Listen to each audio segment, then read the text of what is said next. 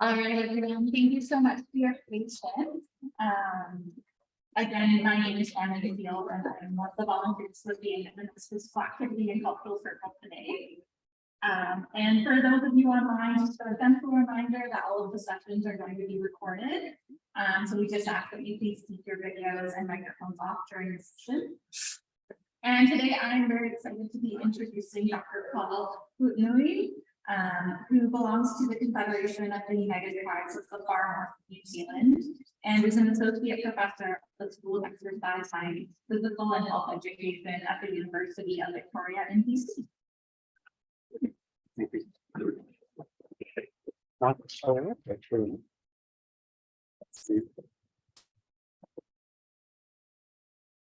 Yes. Okay. Well, morning, it is morning still. So, kia ora, everyone. Ina tui, kia koutou katoa mo tēnei ata.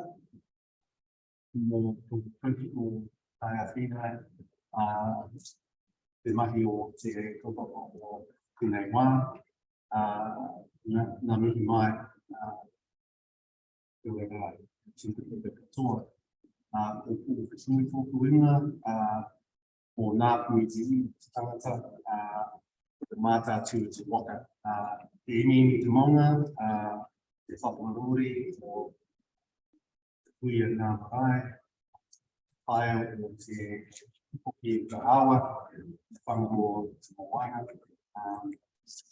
o whakatāne te hau, engari e te whariwana o kua i te mahi ana, te konei, tēnei te mihi o te tangata whenua, o mana whenua o Shinaunga, tēnei te mihi ia koutou te kaiaka, te kaitiaka, te tangata o te whenua o tēnei ata, nā mihi ki a tō katoa. Ko la, ia koe te whamaunga o te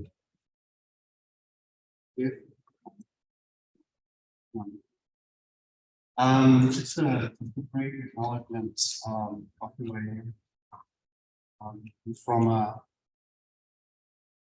the people of Aotearoa, we prefer the name Aotearoa because it represents the land of the long way cloud. It's like our people first arrived at the shores of Aotearoa. On my father's side, I'm from the tribe as Kuri, and my mother is Irish, English, wow. And all of those together that make up our PDR, we refer to our partners in crime in Aotearoa as Pākehā, because they are the people that came across the ocean. They tended to row with their backs to us. We've never seen that before. We couldn't see their eyes, we were naturally afraid. We normally rowed in that direction with our eyes pointing, sure not backwards. Who knows how they knew they were going. And we refer to them people of different breeds. So that's where the Pākehā is to move over, to come across, and how is people that come with a different breed. So that's what we know as non-Indigenous partners that we have. So just acknowledgement to people who welcomed us here to these lands, and as a guest, I'm very privileged to be working on these lands and living here. I work at the University of Victoria in the School of Exercise Science and Exercise and Physical Health Education. I am the very first Indigenous scholar ever appointed in the history of that school. And I'm also the first, I think in some ways, well, I am in the Faculty of Education to ever to make full promotion to full professor in the history of that faculty. Along with my partner, we were also full professors, so there's two of us. Who's coming here? It's never happened in the history of that faculty at that university. So we have a long, long ways to go in terms of what we would suggest as partnership that's equitable capacity to do the work we have. So, but I'm very thankful today that the people, the custodians of this land, have kept it as it should be, maintained, and they continue to look after, steward the land to this day. Walking the path of truth and reconciliation is not an easy path, and it requires real commitment, not only commitment, but action. That's part of what I am trying to do in terms of my role, but I know my role because I'm not from here, but my role is what we refer to as kaiawhina, is to support the tangata whenua and the mana whenua of the land. So we have 3 different levels, and it's an important role that I take so I don't interfere in the business of the local people, but more that I listen and that I pay attention to what their needs are. So my presentation today really is about something that grew out of my listening to Indigenous peoples on our campus. We have a number of them. We have about 60 altogether at the University of Victoria, which is a very small percentage of the overall population of faculty and staff. And the person that I made first connection to in terms of the work that I now do is with Dr. Charlotte Lopi, who no longer is at our university because she was one of the very few champions of Indigenous health that we had. And that's a common story that I tend to hear is the lack of capacity to do the work. And that needs to change. We don't need the same as, we need more of what we need to do the work in the business. And we can't have single people doing the work all on their own and expecting it. That needs to change. So she was able to garner an idea around cultural safety in our universities and what that actually looks like at post-secondary institutions, and part of that contribution that I've made in terms of listening to our community and not going out into communities and telling them what I do and what I'd like to do with them, but more listening from inside and working my way out. And that's how I came to be in this work that I'm doing today, which, by the way, took a long time. The kind of work that we do as Indigenous peoples is not something that we can just pump out every month like a research lab can. It's work that takes years to develop in terms of relationality that was spoken about in Lana's presentation, the reciprocity, the connections. And through COVID, even less time is available because we knew that our communities were in a different modes. It wasn't about research, it was about actually what communities need to do to get through this period of time, and we make adjustments in that way. So culturally safe training and culturally indigenous, not just culture, because it's really tricky to use that word culture, because culture is a collective agreement. It's not nice to have word that we throw around every 5 seconds. It's actually a collective agreement that helps people to understand what are the key beliefs, values, and principles of who we are, and that whether or not we are in a real, true relationship that exists in every area of society. So because of that relationship with Dr. Charlotte Lopi, and also being able to secure a shared insight development grant, you don't need to know about these, but when you're an academic, you have to get these things because that funds your research agenda and it enables you to do the work. But I didn't jump into that either because I wanted to be very careful about the kind of research I was doing. So this is kind of worked over the last 6 or 7 years.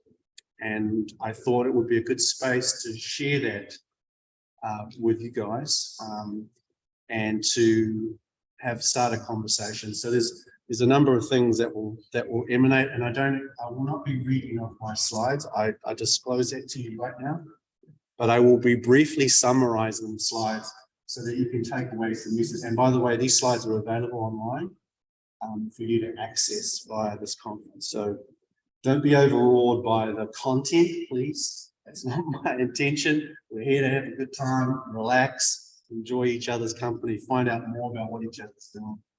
And that's what I'd like to try and promote in terms of what I'm doing today too. So to move this screen forward, how do I do that? To move the screen forward. I just press. Would you push this? Sorry. Yeah, okay, so we're on. So as I mentioned too, I also want to acknowledge the people's stands that where I'm basically situated who enable me to do the work. Because I asked, as part of my induction and part of my welcoming into the territory where I am, particularly with the Lekwang speaking families, I had to ask for permission to be there. And it was done through ceremony. At the time that I was employed, there was 8 or 7 Indigenous faculty starting all at the same time. So we were all blanketed as part of the process. First, we had to ask, and then we had to actually say who we were, why we were there, and what we hoped to do in support of the work that we said we did, and as Indigenous faculty. It's not a given, just because you're an Indigenous faculty, that you have the right to be in that space, and actually in some ways taking spaces away from the local people. It's not acceptable. And so I understand that. And at any time that I'm not doing my job, the local people can ask me to leave. I'm good with that. If I'm not doing my job, send me on my way. Okay, so this is not just about getting a job and getting paid. This is about a relationship that continues. So I need to acknowledge the Lekwang speaking families, particularly the Saanich, Swangees, and the Swarmel, who allow me the privilege and honor as an uninvited settler to be working on the unceded lands of the Lekwang families. And I'm very, very honored to be working in that space. They have embraced me. They have given me opportunities to know more about the life that they lead, and also their aspirations and their needs. I'm not really a goal setter. I believe that you instill habits into everything you do, so it becomes a part of your life. Goal setting is a very individualistic way of looking at life, and I'm not that kind of person. I'm a collective. I embrace the collective, and the collective builds me up. If the collective's not behind me, I only go as far as the collective will allow me to. And that's very similar to how we think about things in New Zealand as well. And so I acknowledge also those who have passed on, those who enable me to the privilege to be in the position I am. And many of them have passed away, not only in my own family at a very young age, but also people that I looked up to in terms of my academic journey. So I need to acknowledge them as well. So today there's a number of things, and I just want to briefly highlight those. I don't want to read from the screen. It's really frustrating for everyone to read from the screen. But to just continue to understand that colonization continues in our daily lives today. Colonization never sleeps. It continues pervasively as it is to interrupt and disrupt our lives. So we need to be aware of that, and we need to be woken about that. We also need to understand too that our life and our ways of living, and particularly for our youth, that they are the leaders of the future for us, and they are a cultural asset, not a cultural deficit. So it's really, really important that in actual fact, they are enhancing our economy socially, economically, culturally, and even environmentally. So it's really important to understand those attributes in the way that our youth will be stepping into our shoes very much today. We also need to understand that we have real big hammers if we get into trouble to use that can actually call institutions and organizations and systems to account. And so I will share briefly what those are. You probably know what they are already, but they are very helpful in getting traction and building capacity in your institutions. I also want to just keep it on the academic, a little bit on the academic, and say there's ways to frame research, but everyone likes to say, what's your theoretical premise for why you do what you do? How are you framing that in the context, and what allows you to build the evidence to provide you with what you say to be true? And so we have many methodologies, and we'd like to complement methodologies, and I'll only share these 2 of them very briefly. Each one of these areas could be a paper in of itself, but I'm trying to give you information and tools that you might be able to use, and thoughts and insights. It's not the way to do it, and I'm really careful about this. I'm offering some suggestions that might travel well.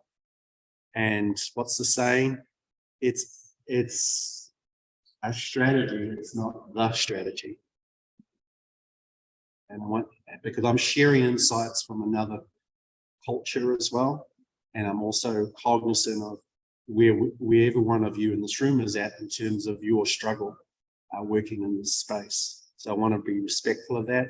I don't want to be here telling you this is how it's done. That's the last thing I want to do.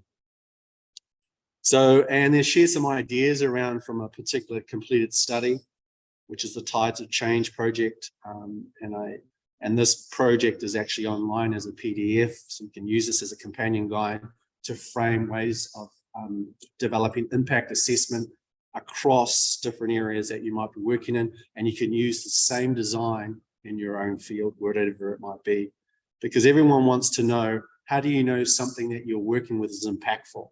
How do you validate the impact that you're working with in any space, sport, physical activity, health, wellness, fitness, etc., for the well-being of or benefiting Indigenous peoples? We now have a framework that we can use now. It's not the framework, but it is a framework that if you design it at the right level with the collectiveness of your community, you can come up with your own indicators, predictors, catalysts, markers, you name it. And we've done that a lot in New Zealand, so I'm sharing ideas that I believe might travel well here, because that's also based on the funding model that we use. And we're not afraid of science, we're not afraid of measuring. It's just that they've made it difficult for Indigenous folks to be able to do that. So I have a way to share that with you in the short time I have. There's also some, what I'd like to also suggest in terms of the idea around unceded, which is a really important concept for where I'm from, particularly from the far north, because we never ceded our rights at any time. We also have a Declaration of Independence that we didn't. And then in 1840, they decided, well, we better get on and sort of make sure that we can further develop ourselves within those territories. And so they developed a treaty. But to my knowledge, no treaty was ever designed to take land from us. In actual fact, there was an opportunity to honor and assert the rights of both peoples, and we would govern ourselves. So at no time were they instructed to take land or to subvert us, or what's the word? Supersede us out of our position of governorship. No, treaties are not that. Treaties are about honoring relationships. It has nothing to do with taking away governance, taking away sovereignty, or taking the land. So if you ever see a treaty that's ever written, please don't put in that you should not be negotiating treaties with the government. By rights, they should be honoring the treaty to assert your rights. Nothing more, nothing less.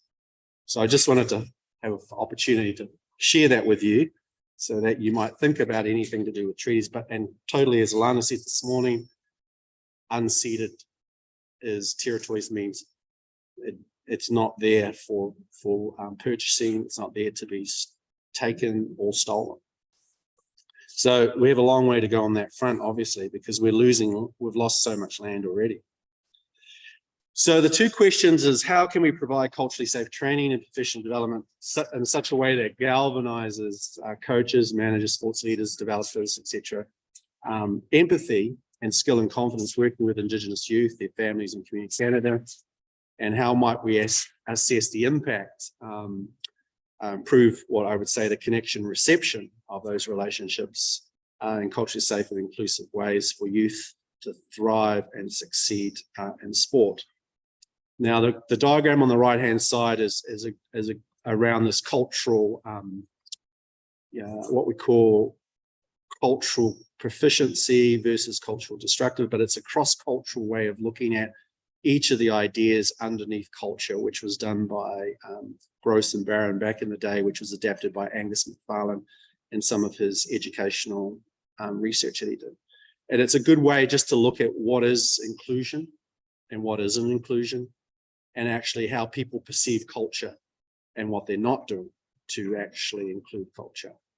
And I don't want to go on to that too much, but more just as a highlight that it's really, once you start to talk about the word culture, it becomes increasingly complex in terms of whose culture counts and whose perception of culture is more important than someone else's. So the reason why this is relevant to me is because I completed my master's in this area, and it seems like a long time ago, 22 years at least, which was on this idea of growing up Māori and my search for identity in the sporting experience, which took at the time, what they referred to as an alternative approach, which was called an autoethnographic approach, but we actually now have work that we can do Indigenous autoethnography, which is about relating your own personal experiences to the political and social context that you live in. So how does your sporting experience as an Indigenous youth implicate or be understood within a social and political environment that you may not have seen when you were a youth? So I took the opportunity to go back and revisit my youth in terms of growing up in sport and playing 5 different sports at the time. And I was able to sort of do this literature review that was kind of teetering at the time. It was sort of underdeveloped, but there was all these things that came to the floor, the assimilation of sport, because that kept me under control. It kept me busy, happy, good. There was this kind of ritual to the meaning of what it meant to be moving. So there was a spiritual and philosophical connection. It was a vehicle to self-determine because I felt I had a level of control, even though I didn't really know what self-determination actually meant. It was an important race relations medium because it helped to nurture our beliefs and who we are as a nation. It was all of this good stuff because once you reach the national teams, you get real kudos and the status seems to rise and you just flying on a high, right? And then there's this bicultural approach. Somehow that if we allow more Indigenous youth to participate in sport, we're adhering to the treaty relationship. And then we have all these things that talk about self-expression, leadership, effort, acceptance, unity, all these words, beautiful. And they all have some part to play because that forms our identity. And of course, within Indigenous youth, there's no specific age differential, but in the Western society, it's 15 to 25. But if you look at somewhere else, it could go all the way up into the 30s. So there's some distinction and connection between sport, culture, and identity that I was grappling with. And in some ways, trying to make these connections was very complex for me, let alone thinking about even when I was doing my master's and being a full-time phys ed teacher in the largest boys' school in the country, which is Hamilton Boys High, which has over 2,000 boys. So all of that kind of culminated for me in terms of that. All of these things from the literature that was coming out was actually saying to me, well, what does it mean for me? And it really didn't connect to me at all. I really thought this was something that was coming at me.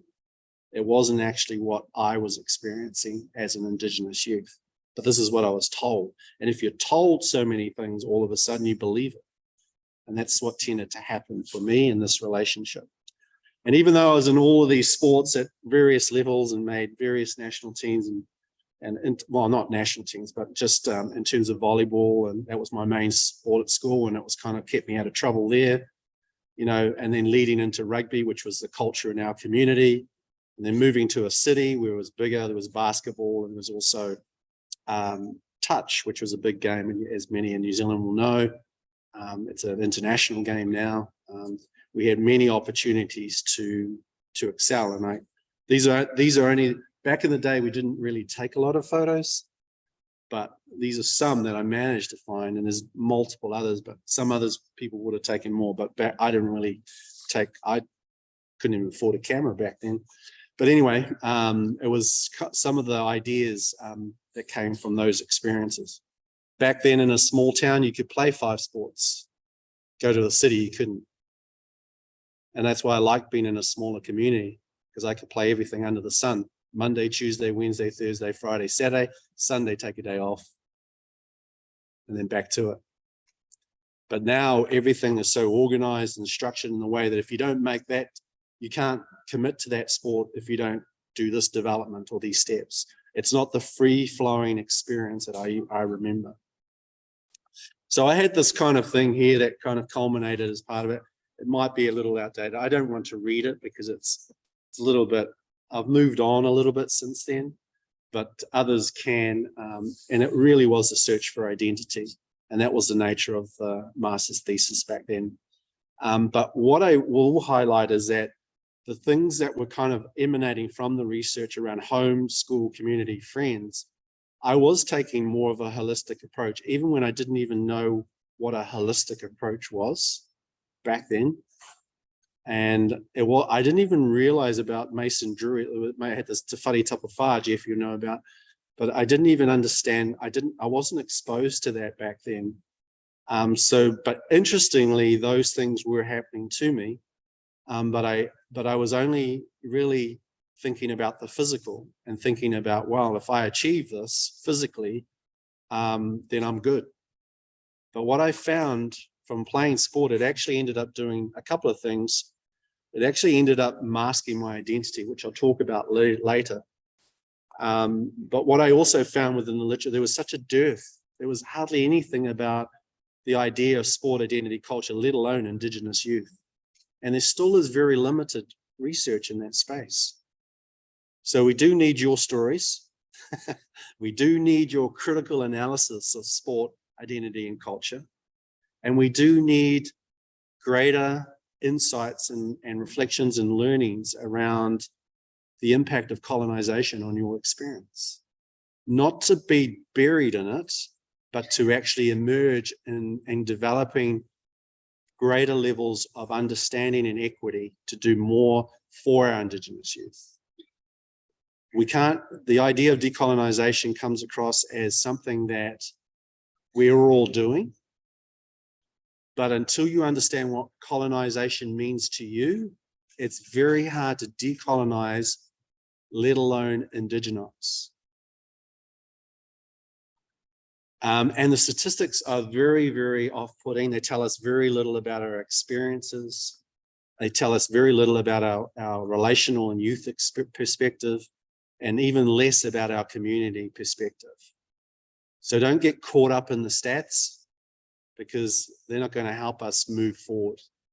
If anything, they demoralize us. Same with the word decolonization. It centers the colonial person in the center of our consciousness. It doesn't move us forward. You have to be really careful that that doesn't bury you in such pain and grief and loss that you can't move forward. Right? I would like to see the change which Moana Jackson, who's recently passed away, referred to as a repowering. How do we repower ourselves to move forward through this process? What is it that we can do that we can be more engaged in the advancement and transformation of working through what we want and self-determination, because you have the right to self-determination. So you can do it. We can do it collectively. Don't let that hinder us. And the problem is, and I've worked this out too, is it's not that non-Indigenous peoples want to learn or understand more about us as Indigenous people here on, and I'm tempted to use the word turtle island because not everyone associates that. The issue is rather that many non-Indigenous peoples are ways of knowing is hugely significant intergenerational, emotional, sometimes traumatic undertaking, and that many of those challenges that non-Indigenous peoples do not want to deal with. That is the problem. They're all keen to listen to it, but they're not keen to really enact and invest and prioritize and commit to doing it, that work. They still want us to do that work. That has to change. We cannot have people being, over politely saying, oh, we understand. Yes, we're trying. We're doing truth and reconciliation. But they're always saying what they're doing. They're not actually listening to what we want. That needs to change. So on the topic of Western or Eurocentric Indigenous and Indigenous are starkly different. And the two key values that they lack is a system of relational accountability. And from our worldview, it's largely about knowing about our connections to our ancestors, our connections to the land, our connections to our language, our connections to our customary practices. They are not interested. They will not actually engage. And that to me is still a problem in the institution that I work in. Even though we have all of our people, all the capacity we have doing that work, they just turn up because that's what they believe they have to do. And the other one is the system of cultural customary engagement. They all expect us to come to them. That has to change. We need to go. The institutions and those who hold the power need to come to us. And so those things need to be inextricably intertwined within our relationships and connections to each other and land into all life, as I've mentioned above. So we have some real challenges, and this is why I posed it. Does culture really count? Or is it just something that it sounds good? I'm not going to deal with these statistics because I'll be repeating what I just said, but we need to know that where our people are, and we need to know where they need to come. We need to stop this kind of constantly asking. We need to have them more engaged with what we're doing and align it with our aspirations and needs within our own communities. And so we know about this. We know that most of our people live in the cities. So we need to be more creative and innovative around how we connect with our people who are in the cities. Community is our strength. It's our lifeblood. It's where everything happens. But we also need to be, in today's world, we need to find ways to bring our people back home. It's not for me to tell you how to do that. It's for me to let you know that there are things that are happening that we need to find a different way. I'm not going to work on these either because we know these. Everyone knows a piece of this in terms of what historically colonization has continued to do. What we probably don't know is what's happening today, right in front of our faces, that we actually take for granted because we just see it as a normal part of what we're in. And we probably haven't had an opportunity to really dissect it, let alone disrupt it or dismantle some of these ideas. So equity, for example, everyone talks about equity. But it's actually an illusion that there's a level playing field for all. We know that's not true.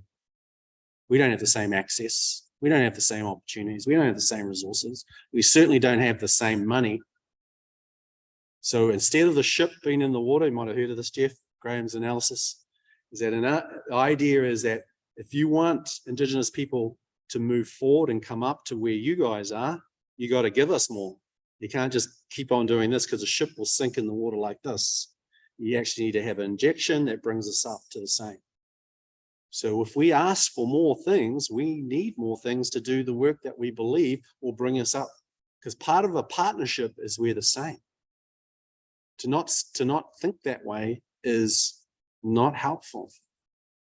So we need institutions to be accountable. They need to prioritize. If it's parallel funding, it's parallel funding. Right? If it's co-governance, it's co-governance.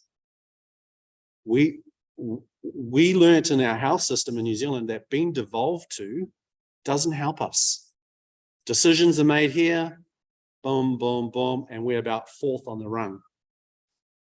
And by the way, you get a smittens of this, and by the way, you guys will fight over it.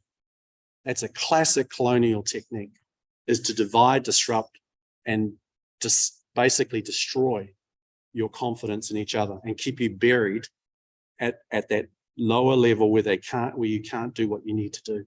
That needs to change. Democracy, everyone has a say. Well, that's not true. Individualism, we all are free to determine our future. You have it, it's never been a devolution, illusion of power sharing. The only power that we want is at the same table, because if you're not at the table, you're on the menu. You've heard that before, I know. Choice, we all have the freedom to choose. No, we don't. We don't all have the freedom to choose. You think you do, but you are actually subservient to many of the social and economic policies that exist right now today, that happen in your backyard. Globalization, there's a sharing of wealth that doesn't happen either. Accountability, we will hold people accountable and they will be more responsible. That doesn't happen. Just listen to how they carry on in the debates in the chambers. Just on I just watched it the other day about the healthcare system. Health minister stands up, replies to a question from multiple people, always has an answer.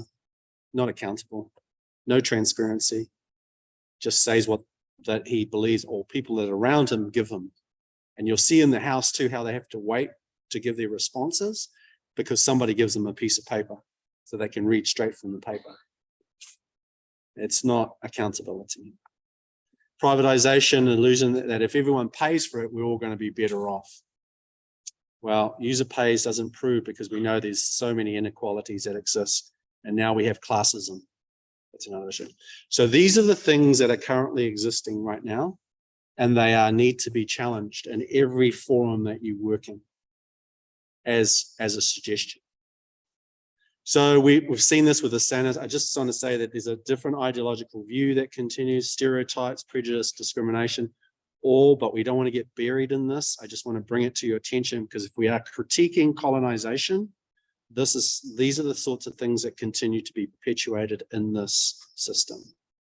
And so we want to be able to understand the enemy in the room, or the elephant in the room. I don't know. So that we're not disgruntled, because the more knowledge we have, we are in much more powerful position to actually stand our ground and be confident in how we address the issues that are happening every day. So we also have all of these at the micro, meso, and macro levels that impact on what we consider as cultural safety, based on the first slide and the other issues that we're faced with. And so we have a lot of work to do to address those. The main issue that from this slide too, let alone all the good work that we're all doing, I know we're doing and championing within our own communities and our own workplaces and even in our families, is that we need to build a higher trust model that supports our ability to stand tall.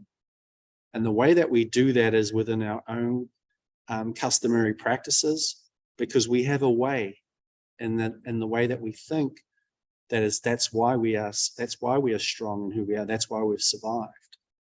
For us, it's really around and the words that we learn is our customary processes, customary practices that lead to how we behave. And through our behaviors, we are able to then impart that in terms of the future generations. It's quite a simple model, but we lose track of it because we don't practice it. And if we don't practice it, especially in our own language, we get disconnected so easily. And that is the colonial strategy, is to exploit, divide, and conquer. And through the system that happens now, it's easy to do, to individualize you. So the question I would use as an example is, people are saying, well, I belong to a community. And who's your community? Where is your community?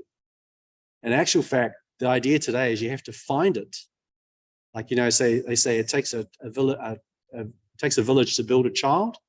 Well, where's the village? That's where we're at now, because so many of our people are displaced. Colonization does that. It dispossesses you, it displaces you, and then it divides us. It's systematic throughout time. And so that's what leads to all of these issues, and that's what impacts. So there's lots of barriers associated with that, particularly if our youth are involved in sport. There's this kind of information that continues to perpetuate among many Aboriginal people about the benefits of being active in sport, the health risks associated. So there is a lack of awareness that still exists, because if that was the case, then we wouldn't be disproportionately represented in our health statistics about them. So in other words, not all of our people are engaged physically. They're not all engaged in physical activity. And there's also the issues around where we are located. Canada is a really unique situation because demographically we're all over the place, remotely, on reserve, etc., in cities. And so bringing our people together is a struggle. Racism is ongoing, never stops. But talking about anti-Indigenous racism, not just anti-racism, I think is a better position to have in terms of creating the understanding around what is racism towards Indigenous people. And also whether or not sport is a positive and welcoming environment. There still continues to be a lack of Aboriginal coaches and coaches who are sensitive to Aboriginal culture. I don't like using the word Aboriginal, but that's the word that gets used in the Constitution of Canada. And even there's criticism around the word Indigenous. And so there's 3 levels there that need to be unpacked to reaffirm our own identity within our own nations. And it's important to use our own names to push back on that. And then there's also the responsibility for financial support, which is often frustrating because the money that comes down is normally put into organizations that are federally run. They're not led necessarily only by community. So they're only seeing a small part, even though there's a lot more money going into Indigenous sport. So the idea I want to pose around this culturally connected learners is that we actually have Indigenous youth from diverse cultural backgrounds. And the idea of understanding cultural backgrounds is an important aspect of that strategy. But if you don't have a strategy within your coaching facility or your coaching organization, then it becomes free for all. And then one team, one idea stands tall, seems to happen. So what I've found is there's a lack of awareness about Indigenous people's culture in the sporting, right? And even to the point to say that people not able to pronounce names or pronounce the communities' names, all the nation's communities that they're in, becomes a barrier for our Indigenous youth. And what I refer to as this cultural lag that exists. It's a state of cultural lag that needs to be more integrated, not the lag, but the idea of culture being implemented and integrated into the everyday sports idea of bringing Indigenous youth into that environment. So there's lots more to talk about. I don't want to harp on about that, but there is an idea too that from the international perspective is that we should be doing a lot more to encompass all the dimensions related to Indigenous youth and who they are, spiritually, intellectually, physically, and emotionally, not just physically. And I think this gives us a platform under this United Nations Economic and Social Council Permanent Forum to address it. And the Geneva Declaration on the Health and Survival of Indigenous Peoples can hold governments to account. So can all of these 3 documents that you've seen. We're particularly lucky in BC. If you know anything about that, we actually have, it's called the DRIPA. It's fully implemented now within our province, that they will commit to seeing that these declaration, the declaration is actually upheld, and the UNDRIP is working in BC. And so as a result, at the University of Victoria, and I'm not promoting University of Victoria, but to give you an example, that we are now employing 10 associate deans Indigenous, and we have a VP Indigenous, the first time ever in the history of the University of Victoria. And so we are making a start at that in that regard. But if that's the case, then we can use these documents to fully implement what it is that we want Indigenous sport to look like for our youth moving forward. And we should use these documents as leverage to do more, not less. Resurgence is an idea that many will come to sort of understand or hear about. I like the idea resurgence, and I hear about it a lot. And I think it has a particular place to play. But as I mentioned before, we've always had the right to govern ourselves, and we have the same rights as British subjects. That did not mean power and control was ever handed over. So I'd like to see that responsibility aligned to the idea that land was taken, stolen, and to the idea of uncededness be aligned to this, allow us to assert our rights to self-govern ourselves. So, and if you want us to come up to speed with what the rest of the country is, then you need to commit more resources and funding to enable us to do that. I think we've been having this argument for many years, and we still haven't really cracked the code on it. And we need greater representation for that. And we need to understand those systems that continue to divide us with that kind of way of thinking. I won't talk too much about this. I'm just cautious of time. It's more around the idea of asserting our rights as Indigenous peoples. We've never been without. So please don't go negotiating all the time or feel you have to negotiate for what you already have. That to me is how we should be building capacity and building more momentum for Indigenous youth in sport. The money is huge, but whether or not we're seeing it translated or trickle down is probably another question. There is a lot more money being determined by the federal government to Indigenous sports overall. And we not only have the idea around Indigenous games and sport as a general populational increase in terms of physical activity for Indigenous peoples, but we also have the cultural card that equates to $47.8 billion. That leads to so many thousands of dollars. And we should be at the forefront of that, because culturally, that's our business. Culture is our business. So we can advocate for culture and sport equally in terms of what we would see as self-determination. And where I can see where this has not happened is in our universities. When I start to look at where do all the Indigenous students and our youth go when it comes to university, they all go to healthcare, which is social work, child and youth, nursing, etc. But no, when I started, very few in sciences, Indigenous or health sciences. And so why is that? Why do we have that ongoing issue in 2023 where many of our Indigenous youth are not choosing? Who plays sport?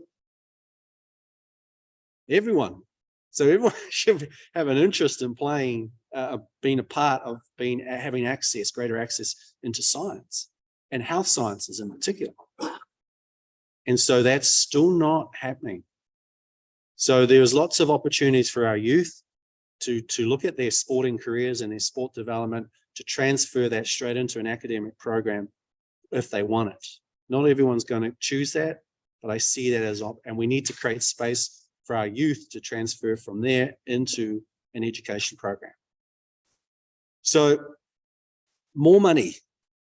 There's more money here announced. 20 million renewed funding, 5 years for Indigenous youth in sport. But what's interesting, the money goes to the organizations to deliver sport.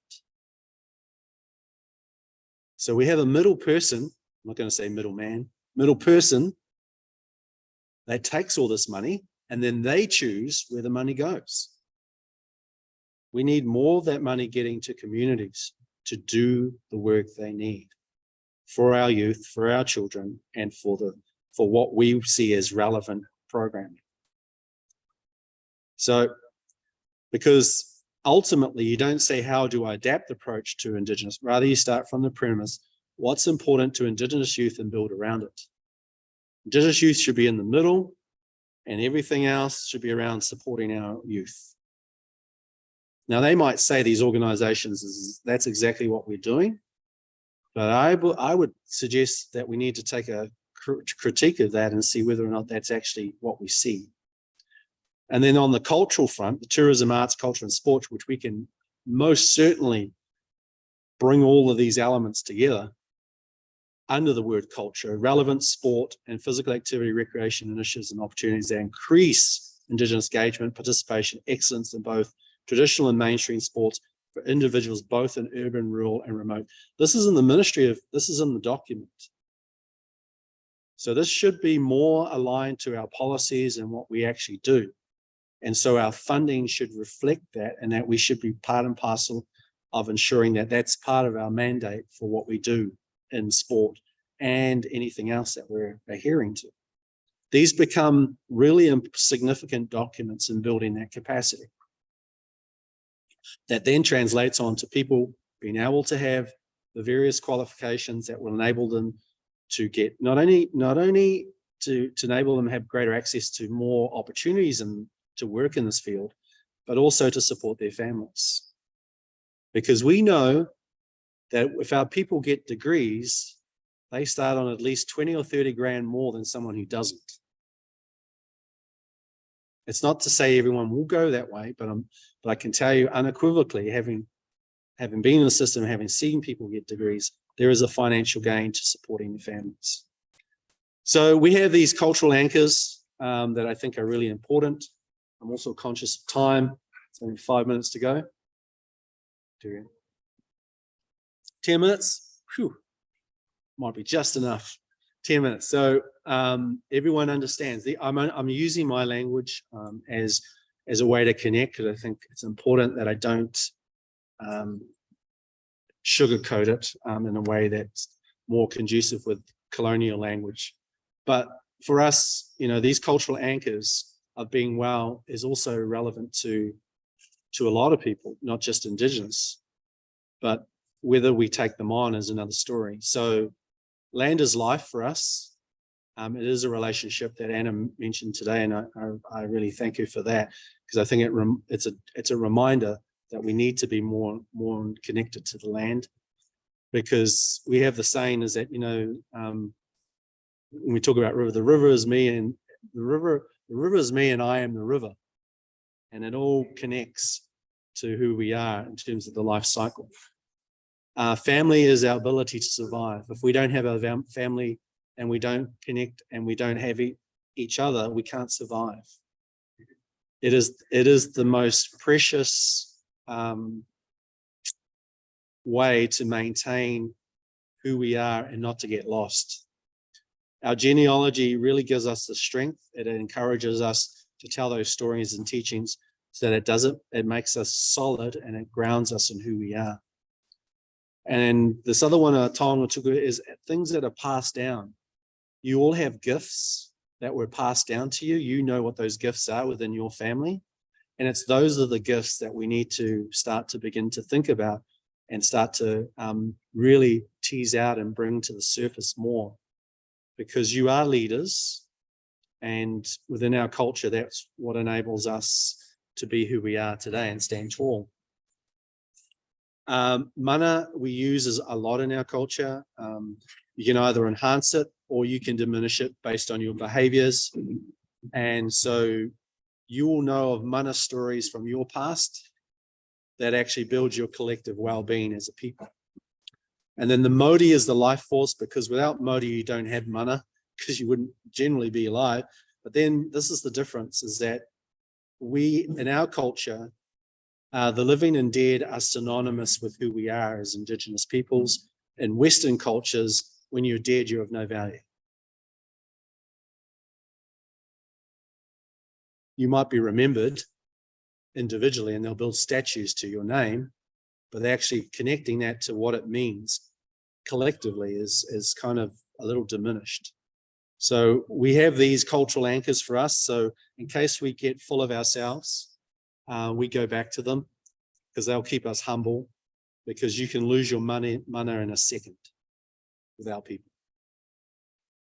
So these are things that you might relate to you. So I just share those as a way to build cultural capacity for our youth, but also in terms of these are the things that we strive for, even when we're playing sport. Now you can see it in our athletes, and you can see that they've embraced culture as an athlete. And that's why we do as well as we do for a country of only 5 million, because we believe in that. So here's a decision-making model that we created as part of our collective group. We focused a lot more on what is culturally unsafe practices, so then we could determine what would be the key attributes for an impact assessment tool that had variables that we could use, that we could measure, that was relevant to who we are as Indigenous peoples in post-secondary institutions, but also could be developed in sport as a general principle or just in a more broader context. I developed this because I like doodling.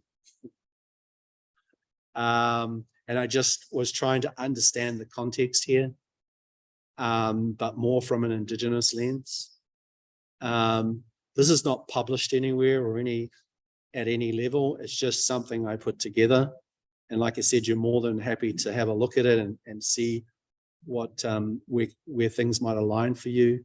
I put roles, responsibilities, and rights on the left-hand side in relation to those circles, because Indigenous youth have rights and they have a right to be protected. And then I put in the middle there with the national provincial funding bodies, and all of these bodies that get all the federal funding, they have responsibilities to build really fruitful partnerships with communities. And then the declaration as the roles is actually, that can enable people to identify their roles within that truth and reconciliation as part of the participation. Maybe I should have put partnership up there, participation down a bit. Sorry, should have switched those two. But you know how you do when you doodle, you switch around. So it's an iterative process. I use that word. And 2 frameworks. I use kaupapa Māori because that's something that's been well researched and it's in our literature. We can frame our ideas foundationally through engagement, assessment, intervention. It's a really useful tool if you're wanting to assess anything that you're doing in your own organization or any area that you might want to do. The 3 horizons of thinking is to identify some of the problems as an organization and have workshops on this, where you can develop 3 this kind of business as usual, what is actually disrupting your business as usual, and also what you can look forward to, which we don't have time to do, but I just use these 2 frameworks as intersections to doing this work for Indigenous youth. Not going to read out all of these either, but you can read these in your own time. The most important thing here is when we look at cultural safety, and this is what I've referred it to, is that I can use this assessment model to build validation and legitimize what kinds of assessment tools that we're going to use. And then I can collaborate with communities who then have input into what that might look like for them in terms of what the variables might be and how we can measure impact over time. And similarly with this, these are questions that are asked of businesses all the time. You can take 1 or 2, you don't have to use all of them for each one, and then you can align it on your own graph and assign it to what is the things that are working well, what things need to be changed, and also how do you want the future to look. I think it's a pretty good, and this is about holding space in the front, not behind you, as Vanessa Andreatti has described, who's our new dean, first ever Indigenous dean. So we're making strides in our faculty, who believes that we should use this to hold space, not to answer questions, not to solve all the problems, but hold space for courageous conversations. Sometimes we're quick to, I've got the answer. But in actual fact, the answers are sometimes reinventing the same problems. So hold the space, let's talk about it, use these questions as a platform, as a work in progress, and keep moving forward together. So I like it, it's new to me, something I'm interested to pursue. So I'm just wary of the time, so I'm going to slip through these.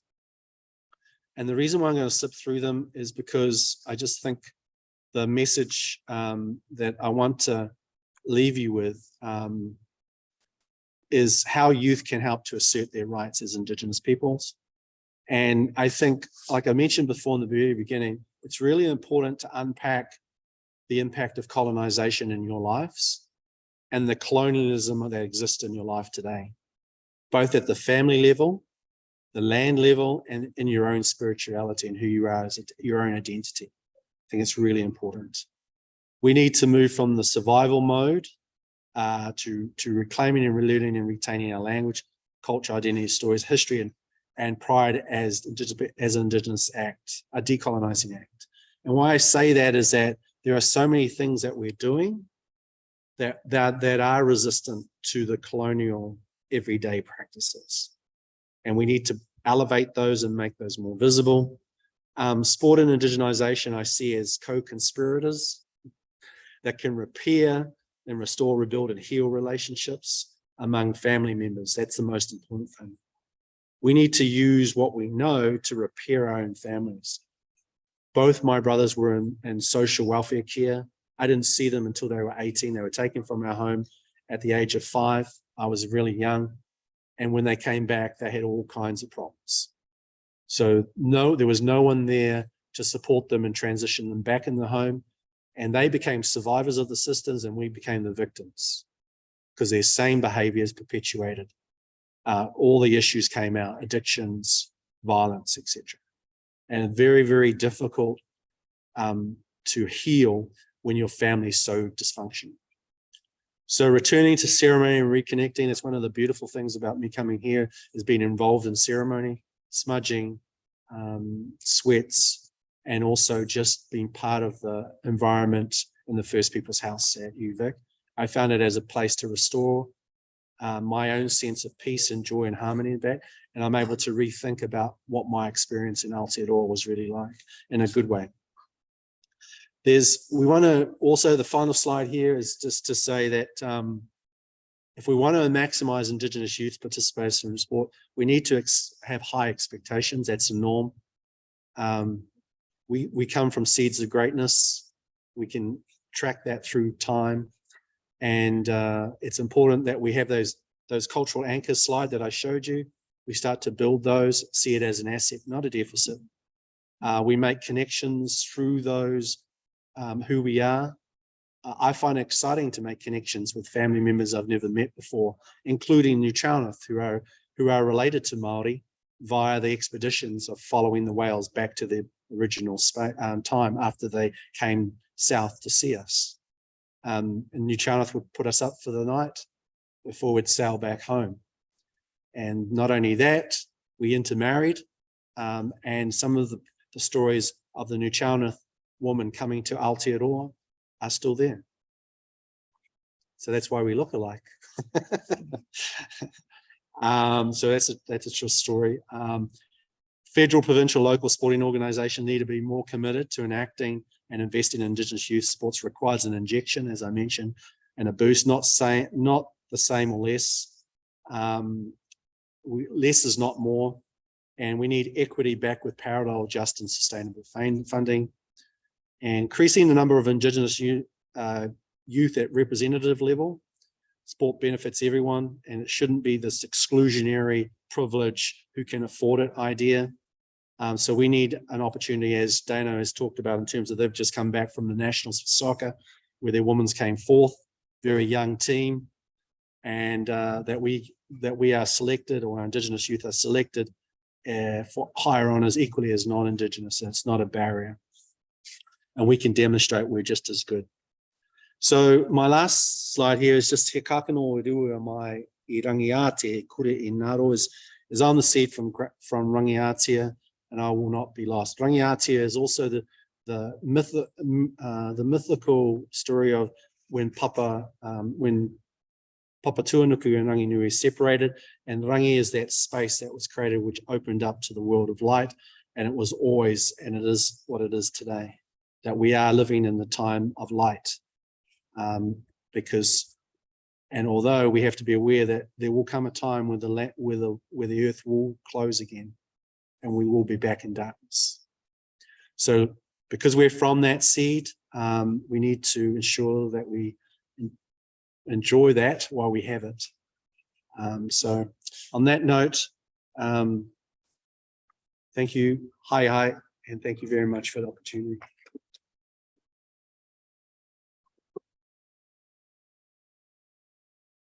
Thank you so much, Paul. I know we are short on time, but I still would like to take the opportunity for one question if there is one.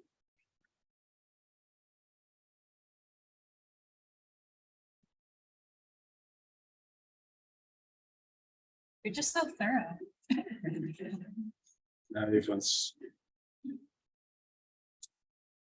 Okay, well, that's great. You know what it looks like, so come find it if you want to chat more. We'll be moving into the important stuff. Oh, thank you. Yes, we just want to say thank you with Oh, yeah. a certificate and a thank you card. We really appreciate you taking the time to come out and share all your knowledge and experience with us. Thank you. Thank you.